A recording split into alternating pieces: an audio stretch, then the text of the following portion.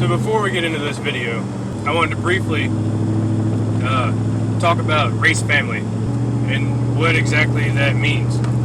Now, I know it probably means something different to everybody, but I'm going to explain to you guys what it means to me, and this is pretty much the perfect example of race family. The amount of feedback that we got from the previous video about how the bike is broke down again and how we have to tear it apart and rebuild it and everything, and the amount of people that contacted me that I race with or that we ride with and offered their help was just overwhelming. It was awesome. I didn't expect that really at all. I just kind of, I put videos out and it is what it is. I continue with my life. So it was everything from people trying to help me figure out what caused the problem to people trying to steer me in different directions for what bikes to go and purchase, maybe to try something else if we were to sell the KTM, to a few people actually offering their bikes for me to race, which is just amazing. I mean, that's right there is the definition of what race family really is. I feel extremely lucky that unfortunately that we had this experience, but we're fortunate and lucky to have this kind of experience to really understand and realize just how much racing and riding and all that brings us together. And when it comes down to it, if you need help, there's tons of people that are around that will help. It's not a good experience, it's not a very fun experience to have your motor go out on you or anything like that. But when you have so many people that are offering their help in so many different ways, it's a great feeling, and it turns a shitty experience into something that's just awesome. So for everyone that has reached out to me and offered any kind of help or any kind of advice, or especially the guys that's offered their bikes for me to race, I really appreciate that. And it's all of you guys that really make racing and riding that much more of an awesome experience, and why we'll never stop riding. We don't have plans on not racing anymore. We're going to continue to race as long as we can hop on a bike. And we're going to continue to ride as long as we possibly can. Besides enjoying being on the bike and learning that skill and having a good time riding and everything that entails with being on the bike, having a race family and a group of people like we do, that we have this relationship with, just makes it 10 times better. It makes riding that much more of an awesome experience. So enough yapping about that. Let's take this motor up to Charles City Dirt Riders. Your finger in the way? I don't know, is it? That's going on YouTube.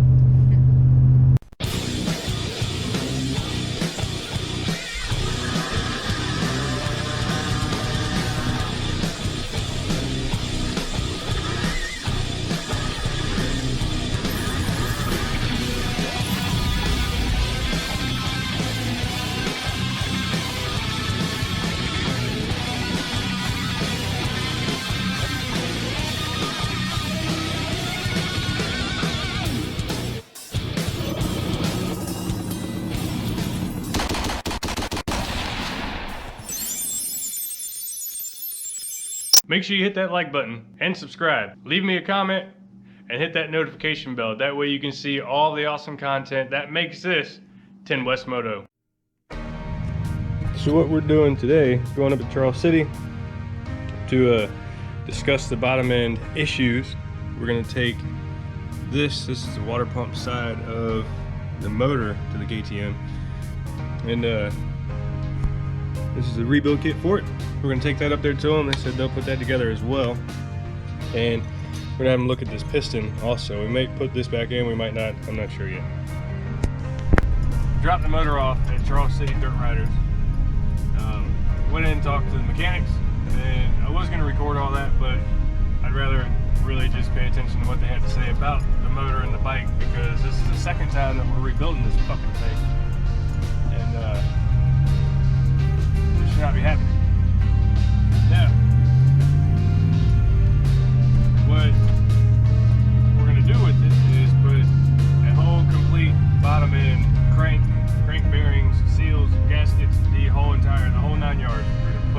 stuff in it, because it's making the same noise it made before, so one of the crank bearings is failing. There's no way really to tell if the bearings were just bad from the factory, or the crank was going bad, something wrong with the crank shaft, or the side of the crank that's working with the bearing. I have no idea. And there's really no way to say what really is going on with it, unless we send it out to a machine shop and have everything tested and balanced and probed and poked and tore apart and then rebuilt. And that would cost about the same amount of money as it would to just have it rebuilt. So,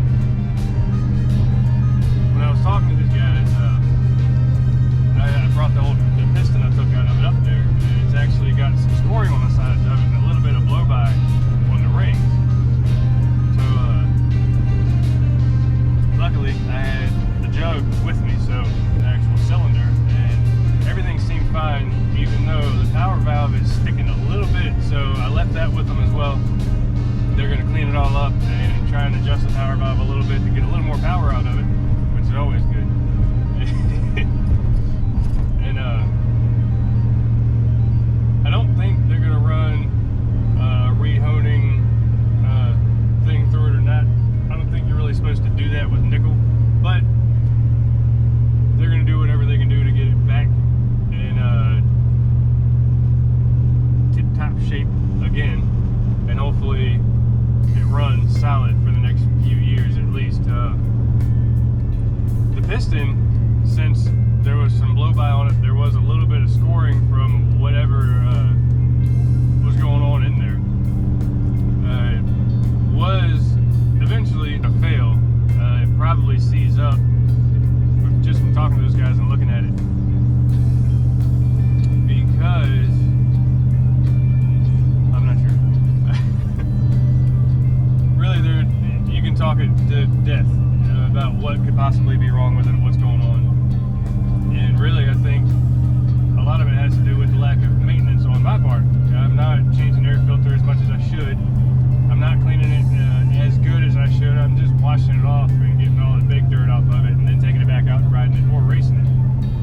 So what could have happened is from the airbox, you could have got some dirt through the car, through the reeds, into the top cylinder, and really kind of screwed the piston up. Even at 45 hours, if you do that enough, you're going to have a lot of problems, kind of like we're having right now.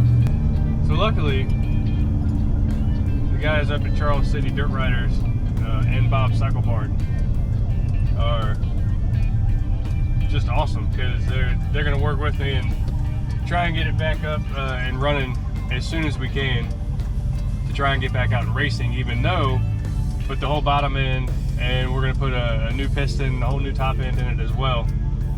I'm basically rebuilding the entire motor, bottom and top. It's not cheap, so I'm not sure if we're going to race anymore this season or not, and just put that money towards the motor, or maybe try and make a couple more races. I'm not sure yet, but you guys will know. So right now they have most of the motor. I still have the clutch and the flywheel and all that at the house. I'm going to put the top end back together just like we did last time. Order a piston kit and all that stuff for it. They're going to work on the bottom end and get all that squared away. And maybe in a week or two we'll have it all together. If not, then we'll just have to wait a little longer.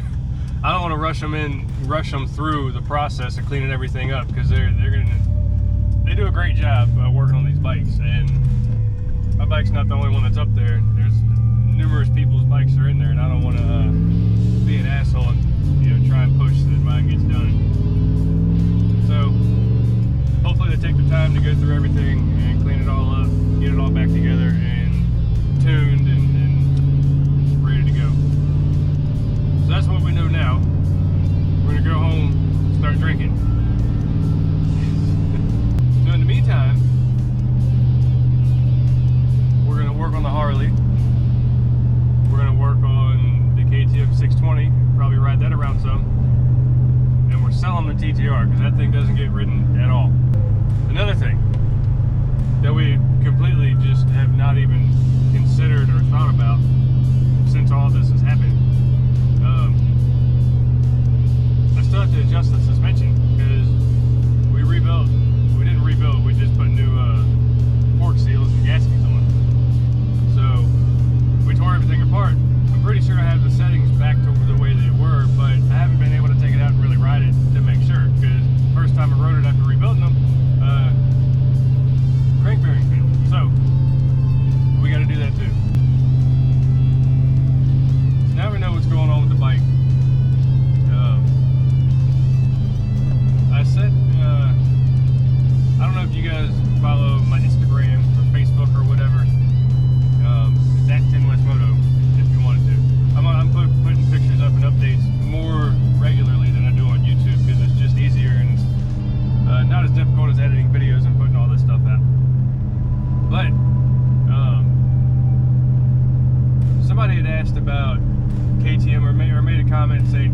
sucks. That they're just terrible. They're overpriced and they break down all the time, which I can't really say that's not the case, but it's expensive, yes. But anything you do with dirt bikes and racing, all that's going to cost money. It is what it is. The parts that are on the bike that failed are not a KTM part. They're not an OEM part. They're not made by KTM whatsoever. It's aftermarket. And I think that is the biggest thing right now, is to just remember that it has nothing to do with KTM. It has to do with the parts that I decided to put in it. And fortunately, we're extremely lucky that we have guys at Charleston Dirt Riders that can rebuild this thing and that are willing to help out and go an extra mile to check the top end and clearances and inspect everything just to make sure it's right. Because a lot of people won't do that. They'll just put the parts in, take your money, and be on your way. So we'll get the bike back together. We'll get it back out riding again. We might not race it that much more this season. Like I said earlier, I'm not sure. But right now, we're just looking forward to getting it rebuilt, getting it back together, and getting back on it, and enjoying another ride. Because I think we're going to try and go to the Hatfield and McCoy Trail with Street Bike Josh, a couple of those guys, at the end of October. As long as we don't break down again. Subscribe if you haven't already. Leave a comment. Check out the Instagram. Hit me up on Facebook. Send me a message. Say what's up. Leave something in the comments. If you guys have had a disastrous year with your bikes, you know, some stories about that, because it's always interesting hearing other people's stories and talking to you guys. I enjoy that a lot. So, I'm 10 West Moto.